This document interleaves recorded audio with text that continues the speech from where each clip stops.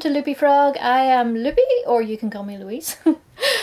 So, this is probably the most important video I've ever made, and as such, I have written a script because I want to make sure I say everything I want to say and that I do it in the right way. So, if you see me reading, that's because I am, because memory problems.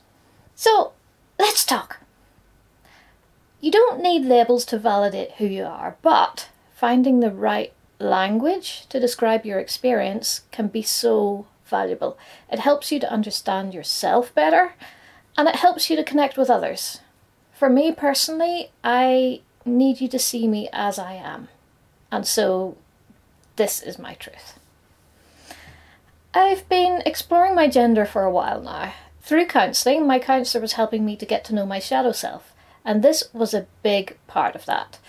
I had never honoured these feelings I have had all my life until now. I needed to give myself permission to explore this part of me, and so I did. This may not be a surprise to some of you. To some of you it might be, but here we go.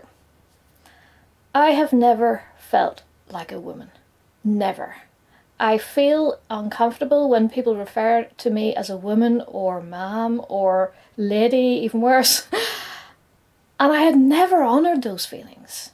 I have always been what my mum calls a tomboy. And I secretly loved that because it had the word boy in it. I distinctly remember when I was about 8 saying to my parents, I wished I was a boy. I don't think I wanted to be a boy as such, but I didn't want to be a girl.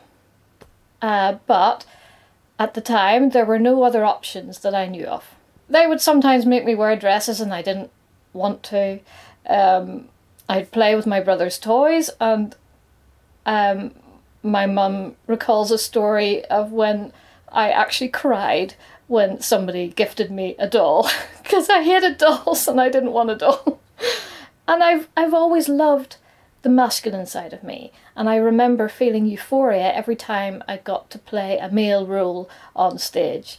I went to an all-girls school and they needed some to play a male part, and I shot my hand up straight away and I was so excited to do it. And I remember my dad drew a moustache on me and I dressed up as a boy, and I just loved it. So this has taken me a while because I had imposter syndrome, thinking I wasn't non-binary enough, or thinking I should look more androgynous to be non-binary. And then I spoke to a couple of people in the nail community who have been absolutely essential on this journey.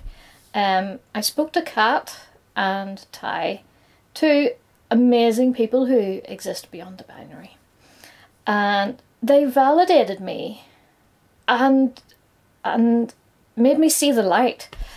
Ty taught me that being non-binary isn't one way of acting or dressing or feeling. It's more about not being constrained to just man or woman. You can be more femme one day and more masculine the next. I suddenly realised that I was trying to squeeze myself into a box. But then I realised, talking to Ty, I realised that being non-binary frees me up to be the me I'm supposed to be, the whole me. And this would mean no longer feeling pressured to be more feminine when I don't want to be. I can just be myself. And then I burst into tears because I realised there was something else holding me back. And that was, I was worried about how my husband Ian would feel. Ian is genderqueer, by the way, but that's slightly different. Ian just said to me, I won't stop fancying you just because you change your pronouns, and that was all I needed to hear. And I had no idea how much I needed to hear that. And as soon as I had the light bulb moment, I'm non-binary, I realised that this is the freedom I always needed.